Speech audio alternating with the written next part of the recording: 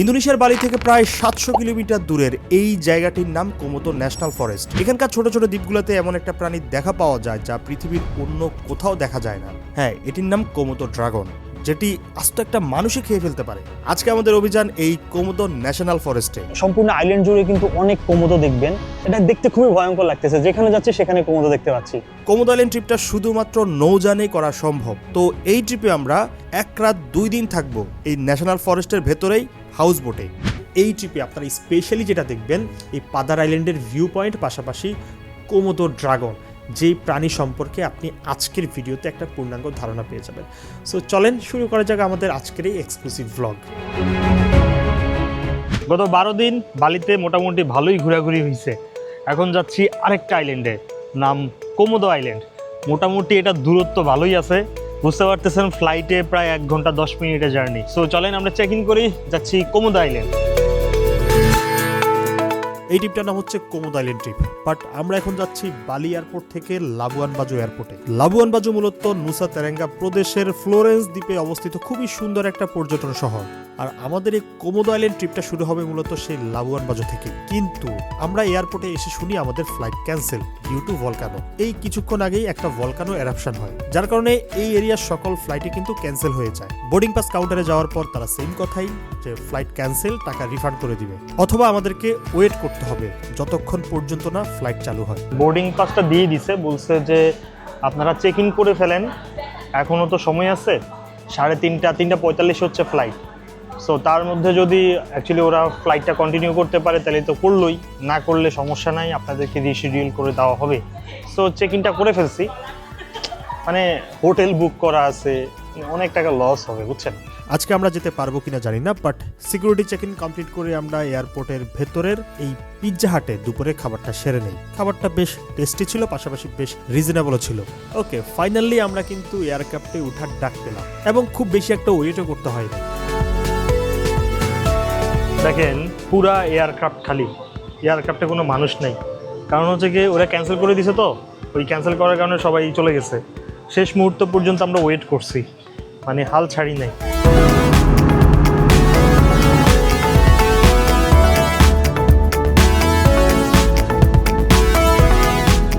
ওকে, আমরা চলে আসলাম কোমোদো আইল্যান্ডের একমাত্র এয়ারপোর্টে, এবং সম্পূর্ণ এয়ারপোর্টে কিন্তু মাত্র এয়ারক্রাফট হচ্ছে এখন যেটা নামছে এয়ার এশিয়ার এই এয়ারক্রাফটটা, আরেকটা ছোট্ট এয়ারক্রাফট আছে। আজকে আমাদের এখানে আসার কোনো কথাই ছিল না, যেহেতু ফ্লাইট ক্যান্সেলের একটা ইস্যু ছিল। সো ফাইনালি আমরা চলে আসছি কোমোদো আইল্যান্ডে, এবং এখান থেকে মাত্র 2 কিলোমিটার দূরের একটা রিসোর্টে আমরা আজকে রাত থাকবো।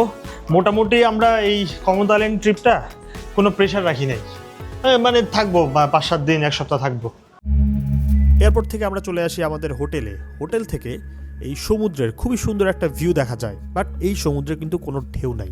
আর সামনে যেই হাউস বোট বা স্পিড বোট দেখা যাচ্ছে, এগুলোই মূলত পর্যটকদের এই কোমোদো আইল্যান্ড ট্রিপটা করায়। বালি থেকে এই লাবুয়ান বাজো দ্বীপটা খুব বেশি দূরে না, অলমোস্ট 500 কিলোমিটারের মতো। কিন্তু বালির মানুষের সাথে এই জায়গার মানুষের একটা তফাৎ আপনি দেখতে পাবেন। এখানকার মানুষ ইংলিশ একদমই বুঝে না, এবং অন্যদিকে বলতে পারেন এই অঞ্চলের মানুষ দরিদ্র সীমার অনেক নিচে বসবাস করে। এবং বালি থেকে এত দূরের একটা দ্বীপ হলেও রাস্তাঘাট, আইন শৃঙ্খলা, কোনো কিছুতে কিন্তু কোনো কমতি নেই, এবং এই দ্বীপে কিন্তু আধুনিক সকল ব্যবস্থা কিন্তু পাচ্ছে এই দ্বীপের নাগরিকরা। শুভ সকাল, আজকে আমাদের লাবুয়া বাজুতে ডে 2। অ্যাকচুয়ালি আজকে আমাদের কোনো প্ল্যান নাই, আমরা কালকে থেকে মেবি আমাদের যেই ট্রিপ প্ল্যান সেটা শুরু করব। বাট আজকের দিনটা শুধু রাখছি হোটেলে থাকবো, রেস্ট করব, আর এই দ্বীপটা আসলে দেখতে কেমন, বা এখানে কারা থাকে, কি কি অ্যাক্টিভিটিস হয়, এগুলা নিয়ে একটু মানে ঘাটাঘাটি করবো আর কি। সকালবেলা ব্রেকফাস্ট খুব মিস করতেছি বাংলাদেশের, সেই ডাল ভাজি, তারপর হচ্ছে আপনার পরোটা, ডাল ভাজি, এগুলো খুব মিস করতেছি। সকালবেলা ওই প্রতিদিন এগুলো দিয়ে কন্টিনিউ করতে হচ্ছে, মজা আছে। ভিডিওটির এই পর্যায়ে আমাদের আজকের ভিডিওর স্পন্সরের সাথে পরিচয় করিয়ে দিই। আপনাদের মধ্যে যারা উচ্চশিক্ষার জন্য দেশের বাইরে যেতে চাচ্ছেন, বাট সঠিক তথ্য এবং গাইডলাইন পাচ্ছেন না, তারা কিন্তু চাইলে অ্যাব্রোড ইনকোয়ারি এই অ্যাপটি ডাউনলোড করতে পারেন। প্লে স্টোর অথবা অ্যাপ স্টোরে পেয়ে যাবেন। পৃথিবীর যে কোনো প্রান্ত থেকে যে কোনো সময় তাদের অ্যাপ অথবা ওয়েবসাইট থেকে তথ্য নিতে পারবেন এবং 24 ঘন্টা 7 দিন তাদের চ্যাটবটের সাথে চ্যাট করেও তথ্য নিতে পারবেন। এই অ্যাপে বেশ কিছু সার্ভিস কিন্তু ফ্রিতে পাচ্ছেন। এই অ্যাপের মাধ্যমে আপনি ফাইল অ্যাসেসমেন্ট করতে পারবেন, কোথায় কি ডকুমেন্টস লাগবে সেই সম্পর্কে জানতে পারবেন এবং টিউশন ফি কত, কোথায় কি স্কলারশিপ অ্যাভেলেবেল সেটা কিন্তু আপনি সরাসরি তাদের অ্যাপ থেকে লাইভ দেখতে পারবেন। আর সবচেয়ে বড় সুবিধা হচ্ছে তাদের অ্যাপের মাধ্যমে আপনি মেন্টরদের সাথে সরাসরি কথা বলতে পারবেন। অ্যাপের মাধ্যমে বাসায় বসে বিদেশের ভিসার জন্য অ্যাপ্লাই করতে পারবেন। আর চাইলে কিন্তু তাদের ঢাকার অফিসে গিয়েও সরাসরি তাদের সাথে কথা বলতে পারবেন, যদিও তাদের হেড অফিস হচ্ছে নেদারল্যান্ডে। কমেন্ট সেকশনে সকল ডিটেলস পেয়ে যাবেন। গুড মর্নিং, এখন সকাল 9:30। আজকে আমরা যাব কোথায়? আমরা কোমোদো আইল্যান্ড ট্রিপ করব। সো এই ট্রিপটা করার জন্য আপনাকে যেটা করতে হবে, একটা হাউস বোট বুক করতে হবে। এখানকার ওই হাউস বোটের আমরা একটা রুম বুক করছি। 1 রাত 2 দিনের ট্রিপ করতেছি। আপনি চাইলে 2 রাত 3 দিনের ট্রিপ করতে পারবেন। সো আমাদের বাজেট একটু কম, যার কারণে আমরা 1 রাত 2 দিনের ট্রিপ করতেছি। এই ট্রিপটারও ভাই বাজেট অনেক ভালোই খরচ করতে হয়। অলমোস্ট দুজনের 50,000 টাকা খরচ হবে। মানে প্যাকেজ নিতে আপনার 40,000 টাকার উপরে খরচ হবে। আবার ন্যাশনাল পার্কে এন্ট্রি ফি দিতে হবে এক্সট্রা। ভাই অনেক টাকা, মানে লোকালদের থেকে 3 গুণ বেশি টাকা পে করতে হয় আমাদের ন্যাশনাল পার্কে। যাই হোক, আমাদের ট্যাক্সি চলে আসছে। আমাদের প্যাকেজের সাথে hotel, drop and pick service এটার ভিতরে ইনক্লুডেড। আর কী কী থাকবে সব কিছু দেখানোর চেষ্টা করব। এবং বাংলাদেশে আমরা সাধারণত সুনামগঞ্জে টাঙ্গুয়ার হাওড়ে ট্রিপ করি। সো ওই ট্রিপের সাথে আমরা হাওড় ট্রিপের সাথে এইটার কিছুটা মানে কম্প্যারিজন করে দেখানোর চেষ্টা করব যে আসলে এরা যে এত টাকা নেয় সেটার সাথে ওইটার পার্থক্য কতটুকু আর বোট কোয়ালিটি কেমন সব কিছু দেখানোর চেষ্টা করব। চলেন এখন আপাতত আমরা আমাদের হোটেল থেকে চেক আউট করে ট্যাক্সিতে উঠি।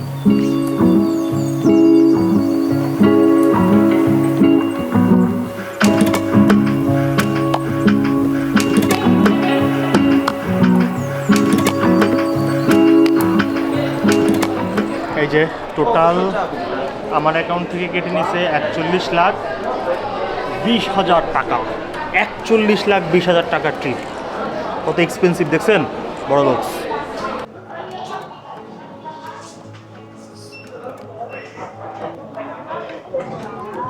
সো এখানেও মানে একদম পুরো এয়ারপোর্টের মতো বোর্ডিং পাস, এই যে কিউআর কোডটা আছে এটা দেখার পর গেট খুলে যায়, দেন আপনি ভিতরে ঢুকতে পারবেন। কি চমৎকার সিস্টেম না? আমরা কিন্তু মানে এখন চলে আসছি হচ্ছে একদম ভেতরে, 2 ধাপে চেকিং করা হয়েছে, দেন আমরা ভেতরে ঢুকতে পারছি।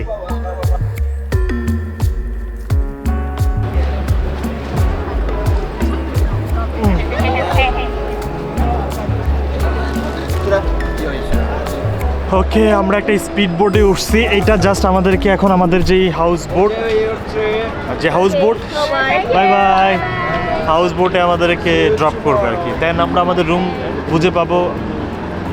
মোটামুটি 24 ঘন্টার জন্য আমরা অ্যাকচুয়ালি এই বোটটাতে থাকবো, বাট থাকাটা খুব একটা শান্তির হবে না, কারণ আমরা আসলে বিভিন্ন জায়গায় আধা ঘন্টা 1 ঘন্টা পর নামতে হবে।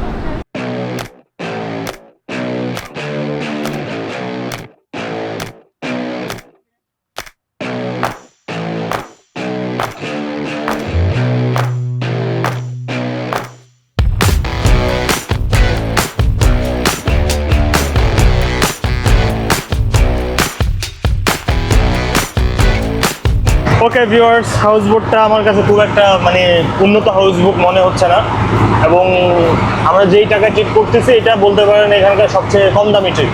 হ্যাঁ, আপনি ওই 15,000 20,000 টাকার ভিতরে এখানে ভালো একটা ট্রিপ করতে পারবেন না। তবে আমাদের হাউস বোটে থাকাটাই মূল লক্ষ্য ছিল না যে বিলাসবহুলভাবে হাউস বোটে থাকবো। অ্যাকচুয়ালি যে জায়গাগুলো ঘোরার কথা সেগুলো যেন ঠিকমতো ঘুরতে পারি। তো হাউস বোটটা যদি আমরা দেখাই, আমরা হচ্ছে এই ফ্লোরে, ঠিক আছে, মিডল ফ্লোরে হচ্ছে আমরা, নিচের দিকে কিন্তু রুম আছে, ঠিক আছে, এই যে নিচের রুমগুলো। এটা হচ্ছে হাউস বোটটার একদম সামনের সাইড, এখানে বসার জায়গা আছে, টুরিস্টরা এখানে বসতে পারে, বসে বসে এনজয় করবে। যাই হোক, এখানে হচ্ছে যে ডাইনিং স্পেস, খাবার দাবার খাওয়ার জায়গা। আর একদম সামনের দিকে যদি যাই, এই যে এটা হচ্ছে সামনের অংশ, চাইলে মেবি এইটুকু পর্যন্ত অ্যাক্সেস পাওয়া যায়। এখানে অনেক হাউস বোট, সবগুলো দেখতে সুন্দর লাগতেছে। আর সকালবেলার ব্রেকফাস্ট কিন্তু আমাদের এই প্যাকেজের ভিতরে নাই, কালকে আছে। আজকে লাঞ্চ, স্ন্যাক্স, রাতের ডিনার পরের দিনের ব্রেকফাস্ট, লাঞ্চ, ডিনার, স্ন্যাক্স এই। সো এই যদি আমরা আরেকটু উপরের দিকে উঠি, দেন এইটা হচ্ছে একদম উপরের ফ্লোরগুলা। আর এটা হচ্ছে যে ক্যাপ্টেন এখানে ড্রাইভ করতেছে, আর ওনার থাকার জায়গাটাতে বেশ কয়েকটা, এই দিকটাতে আরো বেশ কয়েকটা রুম আছে মেবি, আমি শিওর না, আমি আগে ঘুরে দেখি। ওরা জাস্ট আপনাকে দেখার জন্য আসবে, আপনি তাদেরকে দেখার জন্য। এইদিকে কোনো রুম নাই, জাস্ট এখানে কফি স্টেশন আছে, টিভি আছে, সাউন্ড বক্স আছে, ফ্রিজ আছে, না উপরে কোনো রুম নাই। খাবারে কি একটা সুঘ্রাণ আসতেছে, আশা করতেছি মানে খাবার দাবার ভালো হবে। খাবার নিয়ে খুব প্যারার ভিতরে আছি রে ভাই। তবে থাকে না আমাদের হাওড়ের খিচুড়ির কথা মনে পড়তেছে, হাঁসের মাংসের কথা মনে পড়তেছে। কবে যে যাবো। আমরা একদম উপরের দিকে উঠে গেছি, খুবই হেভি লাগতেছে, হেভি। এই ট্রিপে আমরা যে কটা আইল্যান্ডে যাব সবগুলোতে কিন্তু কম বেশি কোমোদো ড্রাগন থাকতে পারে, দেখবো কিনা শিওর না। বাট ট্রিপের একদম শেষ দিকে এখানকার স্পেশাল যে দ্বীপ কোমোদো আইল্যান্ড, সেখানে গেলে অবশ্যই কোমোদো ড্রাগনের সাথে দেখা হবে, তবে সেটা হবে ট্রিপের একদম শেষ দিকে।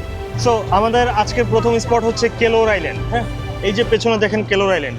আমাদের আজকের কপালটা খারাপ, কেন বলো তো? আজকে পুরাই স্মোকি ওয়েদার, মানে ভলকানোর কারণে পুরোটাই স্মোকি হয়ে আছে, যে কারণে আমরা মানে সূর্যের দেখা পাচ্ছি না।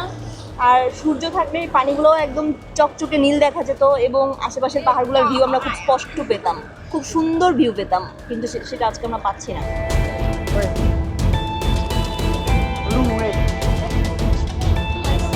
ও স্টারফিশ দেখছেন, একটা স্টারফিশ। ও হো হো হো হো জোস।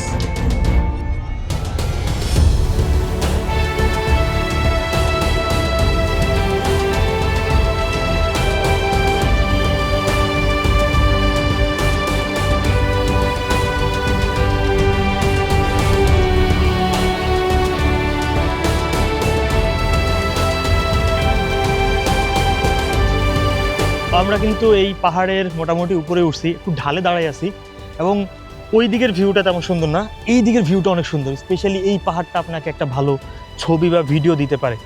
আর মজার বিষয় হচ্ছে, মজার না মানে আমরা লাকিলি একটু পাচ্ছি, সূর্য পাচ্ছি। হ্যাঁ, একটু স্মোকি ওয়েদার আছে, বাট সূর্য মানে একটু হইলেও বেটার ছবি আসবে। এই যে জলের কালারটা কিন্তু একটু চেঞ্জ হয়েছে।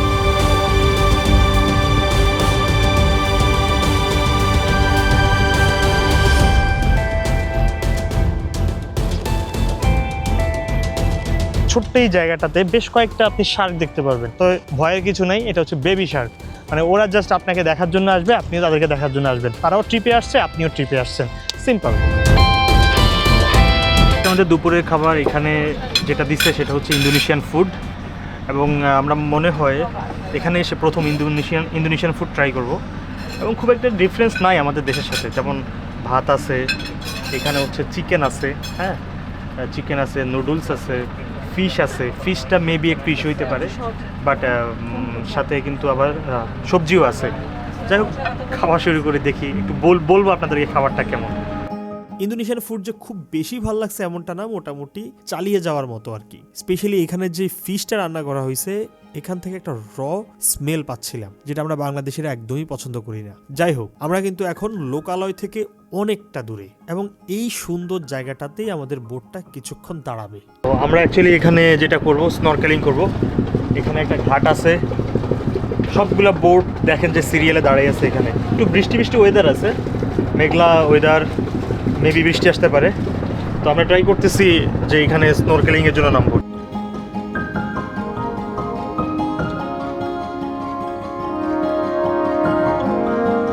আমাদের বোট থেকে অল্প একটু সামনে গিয়ে আমরা স্নরকেলিং করব, কিছুটা পাড়ের দিকে। একদিকে বিশাল পাহাড়, অন্যদিকে সমুদ্রের পাড়, আর এই পুরা সৈকতটাই কিন্তু প্রবাল পাচিরি ঘেরা। আর এখানকার জল ভাই এত পরিষ্কার, ইনফ্যাক্ট এই সম্পূর্ণ এরিয়ার জল কিন্তু অনেক পরিষ্কার। ইন্দোনেশিয়াতে বিভিন্ন জায়গায় কিন্তু আমরা স্নরকেলিং করছি, কিন্তু এখানকার এক্সপিরিয়েন্সটাই অন্যরকম।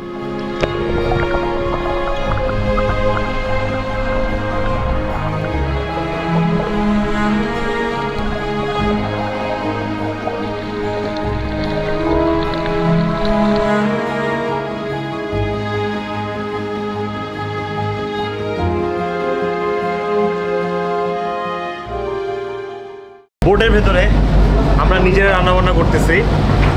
অলরেডি তারা উপরে কিন্তু ডিনার দিয়ে দিয়েছে সবার জন্য, বাট থাকে না যে ঠিক যাচ্ছিল না খাবারটা প্যাট মুখ দিয়ে। তো এখানে আমরা নিজেরাই রান্নাবান্না করতেছি, ওনারা হেল্প করতেছে। তো আমাদের রান্নায় চলতেছে হচ্ছে চিকেন কষা হবে এবং হচ্ছে বেগুন ভাজি। শুধু এখানে একটা জিনিস মিসিং, সেটা হচ্ছে খিচুড়ি। কোনো সমস্যা নাই, ভাত আছে। ভাত পাই না, আবার খিচুড়ি। ভাতে তো পাই না ভাই, এখানে যে অবস্থা। যাই হোক, ভাত খায়, ওরা সবাই ভাত খায়। ওরা সবাই ভাত খায়, স্টিকি রাইস। ঠিকই রাইস। এই যে সন্ধ্যা থেকে এতটা টাইম কষ্ট করছি ভাই, সার্থক।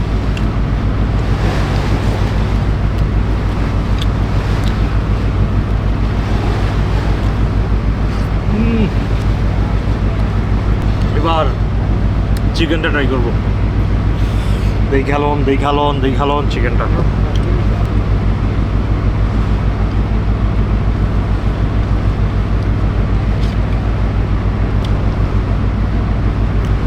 Oh my god.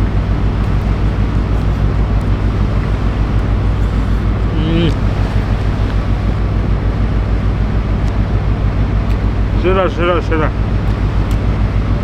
খাবার দাবার সেরে আমরা ঘুমাতে যাই, কিন্তু যেই পরিমাণ রোলিং হচ্ছিল ঘুমানো আর সম্ভব না। নির্ঘুম এক রাত কাটানোর পর এখন আমরা যাচ্ছি এই ট্রিপে সবচেয়ে সুন্দর জায়গা দেখার জন্য, যাচ্ছি পাদার আইল্যান্ড দেখার জন্য, এবং যাত্রা শুরু করতে হয় ভোরবেলা থেকেই। এখন সময় ভোর 5:30। আমরা এখন পাদার আইল্যান্ডের সবচেয়ে উঁচু পাহাড়, যেটা পাহাড়ের উপরে যাচ্ছি। তো সময় বেশিক্ষণ লাগবে না, 30 মিনিটের মতো লাগবে, এবং মোটামুটি রাস্তার কন্ডিশন ভালোই আছে। তবে ভিউটা অসাধারণ ভিউ। এই যে এই দিকের ভিউ দেখেন, কি যে সুন্দর। চলেন আমরা উপরের দিকে যাই। উপরে গিয়ে অ্যাকচুয়ালি এখানে আসার উদ্দেশ্য হচ্ছে যে আমরা সানরাইজ দেখব, সানরাইজ। এবং এই যে কোমোদো আইল্যান্ড ট্রিপ, বোট ট্রিপের সবচেয়ে সুন্দর ভিউ কিন্তু এটাই।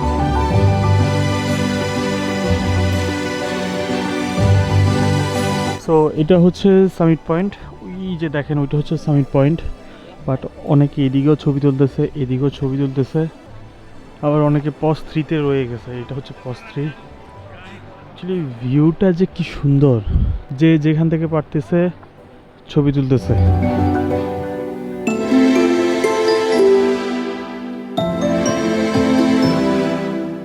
হ্যাঁ ভিউয়ার্স, আমরা পৌঁছে গেছি সামিট পয়েন্টে। সামিট পয়েন্ট থেকেও একটু নিচের দিকের যে ভিউটা পাওয়া যায় সেটা অনেক সুন্দর। এখান থেকে মেবি অতটা ভালো ভিউ পাবেন না, বাট থাকে না, সামিট পয়েন্টটা দেখে গেলাম, খুবই সুন্দর ভাই, মানে অসাধারণ। বলতে পারেন আমার লাইফের খুবই সুন্দর একটা সকালের সাক্ষী হলাম। আপনি পৃথিবীতে এমন জায়গা খুবই কম পাবেন যেই জায়গা থেকে এত সুন্দর একটা ভিউ পাবেন। পাশাপাশি এক জায়গা থেকে 3 রঙের 3টা সৈকত আপনি দেখতে পাবেন। যদি আপনি এদিকে তাকান, এই সৈকতটা কিন্তু ব্ল্যাক কালারের, দূরের ওই সৈকতটা হচ্ছে পিঙ্ক কালারের, আর এটা হোয়াইট কালার। ভাবা যায়।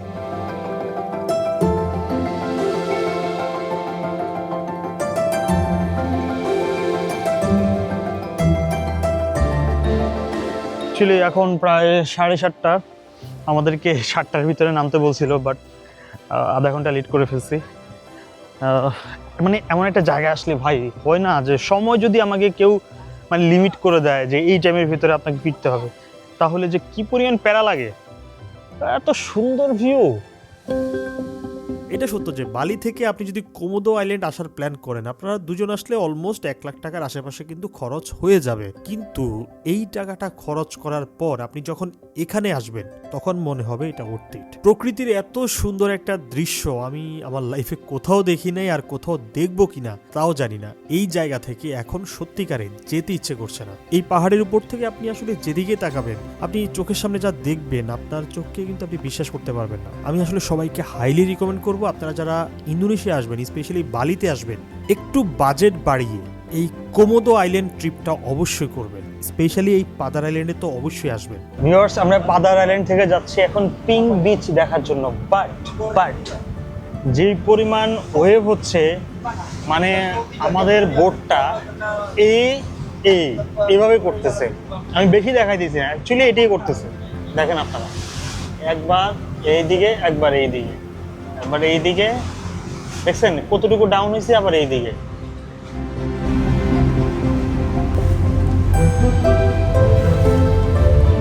গতকাল থেকে আজকে এই মুহূর্ত পর্যন্ত আমরা ছিলাম হচ্ছে এই মোহনায় ছিলাম, ছোট ছোট সমুদ্রে ছিলাম, কিন্তু এখন মূল সমুদ্রে কিন্তু ঢুকে গেছি এবং প্রচুর পরিমাণে ওয়েভ হচ্ছে।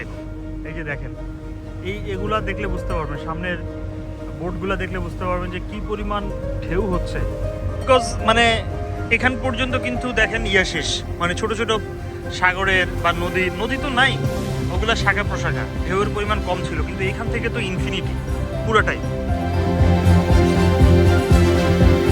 আমরা এখন চলে আসছি পিঙ্ক বিচের সামনে, আর জলের কালারটা দেখেন ভাই, এত স্বচ্ছ, মানে কিভাবে সম্ভব?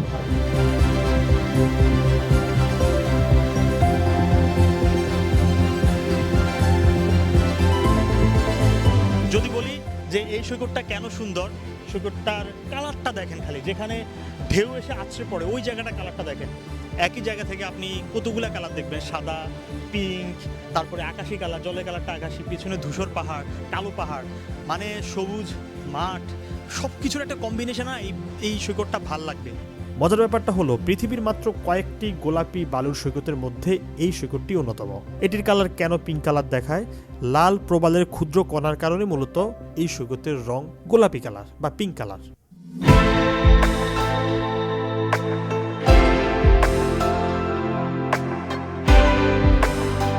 আমরা এখন যেখানে যাচ্ছি সেটা হচ্ছে কোমোদো আইল্যান্ড। লাস্টে যেই গোলাপি সৈকত দেখাইছি সেখান থেকে এই কোমোদো আইল্যান্ড আসতে আমাদের সময় লাগছে 1 ঘন্টার মতো। অ্যাকচুয়ালি এই সম্পূর্ণ ট্রিপটার নামই হচ্ছে কোমোদো আইল্যান্ড ট্রিপ, আর এটার নামই হচ্ছে সেই কোমোদো আইল্যান্ড। আর এই যে এইদিকে যেই স্পিড বোটগুলো দেখেন, এগুলো অ্যাকচুয়ালি ভোরবেলা ছাড়ছে। যারা আসলে দিনে দিনে আপনার পিঙ্ক বিচ, পাদার আইল্যান্ড, কোমোদো আইল্যান্ড এগুলো ঘুরতে চায়, তারা একদিনই সম্ভব। ভোরবেলা ঘুম থেকে উঠে জাস্ট আপনি এই স্পিড বোট ধরবেন, আগের দিন অবশ্যই বুক করে রাখতে হবে, দেন সারাদিন ঘুরে আপনি বাসায় ফিরে যাবেন। সো এই জায়গা থেকে আপনারা কি দেখতে পাচ্ছেন? চারপাশে সাগর এবং চারপাশে পাহাড়, সাগর পাহাড়, এইটার একটা 360 ডিগ্রি ভিউ আপনি এই কোমোদো আইল্যান্ডের এই জেটি ঘাটে আসলে পাবেন। এত সুন্দর লাগতেছে, পাহাড় পাহাড় পাহাড়, পেছনেও পাহাড়, খুবই সুন্দর ভিউ। এমন ভিউ মনে হয় না আমি কোথাও দেখছি, শুধু পাহাড় আর পাহাড়। চলেন আমরা এখন এক্সপ্লোর করব কোমোদো আইল্যান্ড। এই দ্বীপটি মূলত বিশ্বের বৃহত্তম কোমোদো ড্রাগনের আদি নিবাস হিসাবে পরিচিত, যা দেখতে অনেকটা টিকটিকির মতো, এবং এই প্রাণীটি কিন্তু বেশ হিংস্র। পুরো একটা মানুষকে কিন্তু এক বসায় খেয়ে ফেলতে পারে, এবং একবার খাবার খেয়ে সে কিন্তু একটানা 30 দিন না খেয়েও থাকতে পারে। এবং এই প্রাণীটার নাম হচ্ছে কোমোদো। হ্যাঁ, আমরা কিন্তু এই কোমোদো প্রাণীটার একদম পেছনে আছি, আর এটা কিন্তু বিশাল আকারের একটা টিকটিকি। এরা এক ধরনের লালা ছাড়ে, সেই লালাটা কিন্তু অনেক বিষাক্ত। এবং এই আইল্যান্ডের চারপাশে কিন্তু মানে সম্পূর্ণ আইল্যান্ড জুড়ে কিন্তু অনেক কোমোদো দেখবেন। এটা দেখতে খুবই ভয়ঙ্কর লাগতেছে, যেখানে যাচ্ছে সেখানে কোমোদো দেখতে পাচ্ছি। 1980 সালে এই কোমোদো ড্রাগন ও তার পরিবেশ রক্ষার জন্য কোমোদো ন্যাশনাল পার্ক নামে এই দ্বীপটির নাম প্রতিষ্ঠিত করা হয়। পরবর্তীতে 1991 সালে ইউনেস্কো এই দ্বীপটিকে ওয়ার্ল্ড হেরিটেজ সাইট হিসেবে ঘোষণা করে।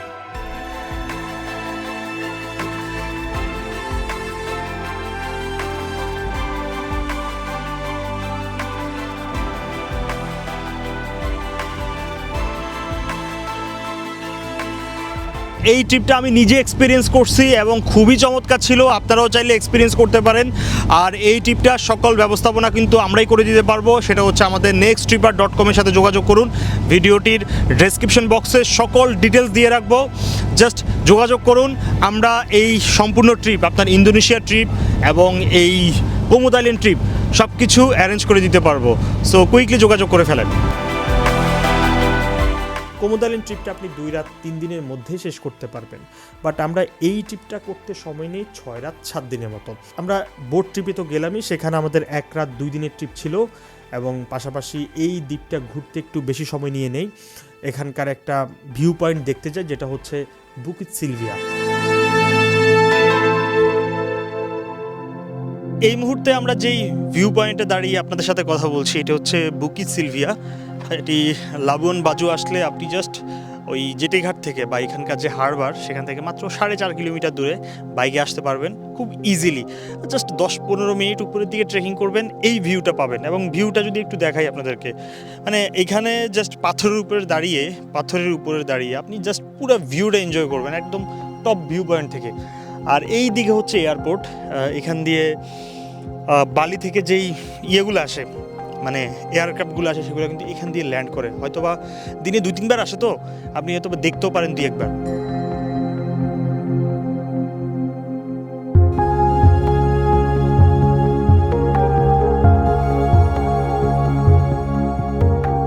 বুকিত সিলভিয়া দেখা শেষ করে এখানকার আরেকটি গুহা দেখতে চাই যেটা খুবই অ্যাডভেঞ্চারাস ছিল। হোটেল থেকে মাত্র 4 কিলোমিটার দূরের এই গুহাটার নাম মিরর স্টোন কেভ। বাইক দিয়ে খুব ইজিলি এখানে আসা যায়। সমুদ্র পাড়ের এই লাইমস্টোন পাহাড়ের একদম ভেতরে ঢুকলে আপনি একটা রোমাঞ্চকর অনুভূতি পাবেন। দেখছেন কি ভয়াবহ এক হাত। ও মাই গড, কোন দিকে যাবো এখন?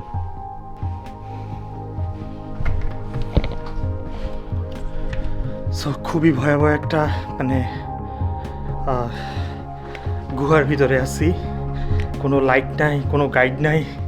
আমরা নিজেরা যতটুকু পারি নিজেরা এক্সপ্লোর করতেছি, কোনো আলো নাই, বাট খুবই ভয়াবহ।